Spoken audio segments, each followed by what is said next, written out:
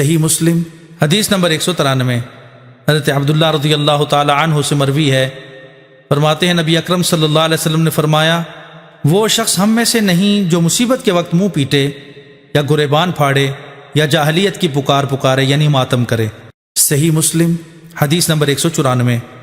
ایک دوسری سند کے ساتھ بھی اس کی مثل مروی ہے، لیکن وہ یا کے ساتھ نہیں بلکہ واو کے ساتھ ہے، گریبان پھاڑا اور جاہلیت کی پکاری۔ صحیح مسلم حدیث نمبر 195۔ حضرت ابو بردہ بن ابو موسیٰ رضی اللہ تعالیٰ عنہ سے مروی ہے، فرماتے ہیں حضرت ابو موسیٰ رضی اللہ تعالیٰ عنہ کو سخت درد تھا، پس آپ بے ہوش ہو گئے اور ان کا سر ان کے گھر کی کسی خاتون کی گود میں تھا، تو اہل خانہ میں سے کوئی خاتون چیخ چیخ کر پکارنے لگی، لیکن حضرت ابو موسیٰ اسے کوئی جواب نہ دے سکے۔ جب افاقہ ہوا تو فرمایا، میں اس کام سے بیزار ہوں جس سے رسول اکرم صلی اللہ علیہ وسلم نے بیزاری کا اظہار فرمایا۔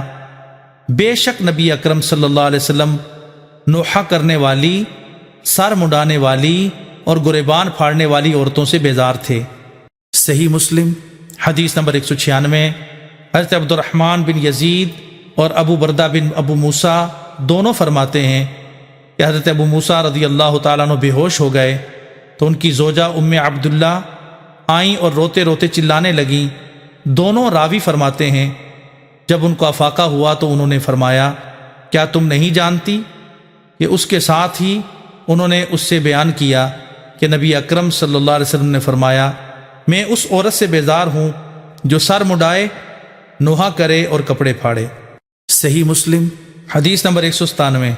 ام مسلم نے 3 سندوں کے ساتھ حضرت ابو موسیٰ رضی اللہ تعالیٰ عنہ سے روایت کیا، وہ نبی اکرم صلی اللہ علیہ وسلم سے یہ حدیث روایت کرتے ہیں، البتہ ان میں ایک راوی حضرت عیاض اشعری کی روایت میں ہے کہ آپ نے فرمایا وہ ہم میں سے نہیں، بیزار ہونے کا لفظ نہیں فرمایا۔